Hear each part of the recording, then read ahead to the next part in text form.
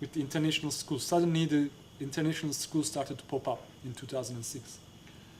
And in 2007, more international schools opened, and the fame of Agama spread even more.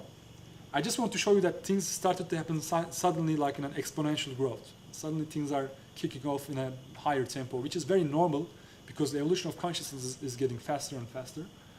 And like in 2009, which is the sixth day, increased number of students. Like I was here and there were much more students compared to 2008. And the administration had to rent some external halls, like the blue hall and the Ananda hall and the green hall were not enough because of the extra number of students. And 2010, this year, the sixth night, is actually the opening of Shiva and Shakti halls. These new halls are helping a lot for hosting so many students, and which would also mean inviting much more students easily. Therefore, Agama's population is growing exponentially. And I would say, of course, we're going to live and see it together, that my prediction is that year 2011 will be somehow kind of a peak point for the evolution of Agama Yoga school, and its effects and its impact on the human society will be even larger. We have to go through that and see that. Of course, with the universal underworld, this will also be expanded more, and I'm kind of speculating that even the Shiva and Shakti halls are pretty huge. I would say in 2 years, we will need more space, perhaps. We're going to have to see that. Okay, so this has been my lecture, and I'm grateful for your patience because you listened to me until the end. All this theoretical knowledge, a lot of analytical things. I just want to give you some links. You can just note them down.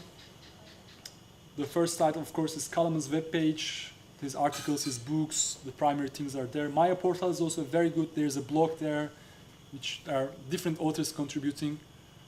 Mayan Magics is a good site, and this fourth link is my webpage if you are interested. Also, it's a good one. And if you want to be in touch with me and other experts of the Mayan calendar, we have a Facebook group, which is growing in these days. It's called the Mayan Calendar, Human Evolution and Return to Unity. So if you write this name exactly, you will find it. You will find our group, or you can just write Mayan calendar and unity, which are the keywords, and you can find our Facebook group. After this slide, I'm going to give you my email address and other contact information. But meanwhile, I guess you have some questions, so we can talk about them. And I will ask you to please come close, like, is it here? Is it good enough?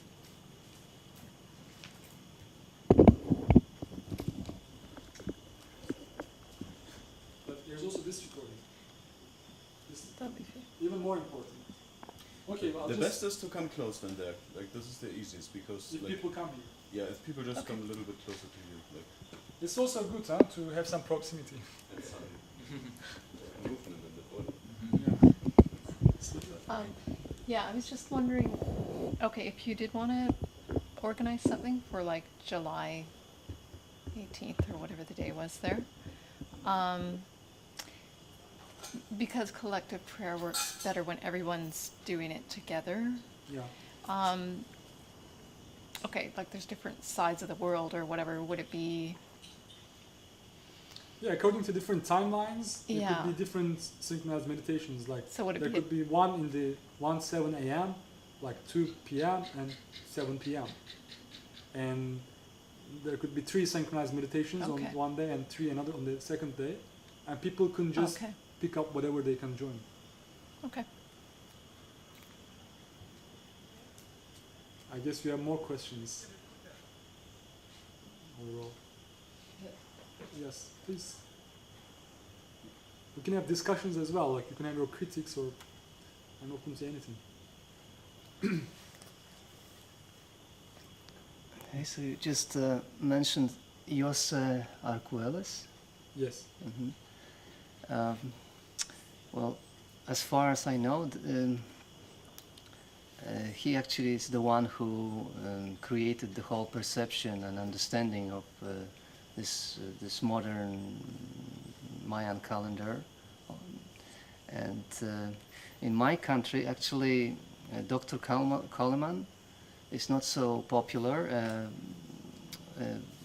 I actually know the other scientist who is interested in the Mayan calendar. His name is Johann Kessner. Do you know anything about him? I don't know him. He's a German, and he wrote many books about the subject. And he's actually more oriented on making analysis of people's typologies, characteristics based on the date of birth. Okay. And You mean the more like the astrological use of the Mayan calendar, the Zolkin? yeah, Do you do something like this? Do you deal with this kind of analysis and? This is the question? Yeah. And, Okay, let me just give a couple of answers are required here. First of all, you're from Poland, right? Yeah. Okay. Well, the first thing I have to say is that Jose Arguelles actually, although I'm grateful and having respect for his understanding of the Mayan calendar, especially with the Mayan Factor book that he published in 1987, he opened up a new perspective about the Mayan calendar. And I would even say maybe Kaleman was inspired by that. But later on, he invented, I would say, this 13 moons calendar or the dream spell. And he's using the classical Zolkin in a different count. For example, okay, today is, what is the date? 23rd of March, according to one system. According to Arguelles' system, today is 15th of April. And because in the Mayan calendar, in the Zolkin, every day is a different sign, every day is a different combination, this confuses people up. So it's like, am I an Aries or am I a Cancer? You know, something like that. What is my sign? This is one thing. So, and yes, I'm doing some kind of analysis, which is coming from the tradition of the Mayan calendar, which is taught to me by Dr. Kaleman.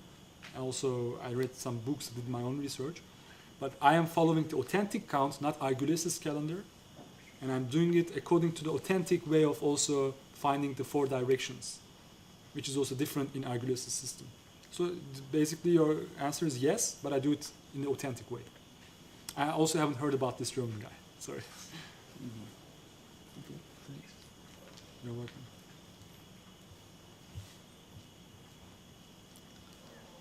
I guess you are not too lazy to come and ask questions here.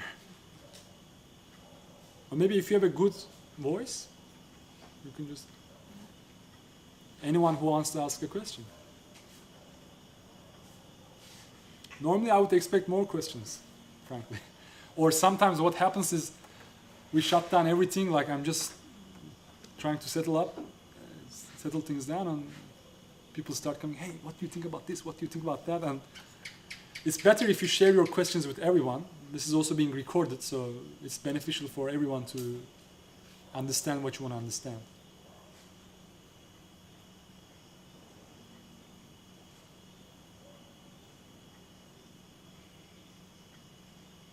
Okay, I'm not pushing it anymore. Thank you very much for joining.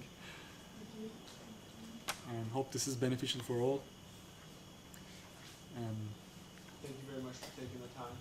you're welcome.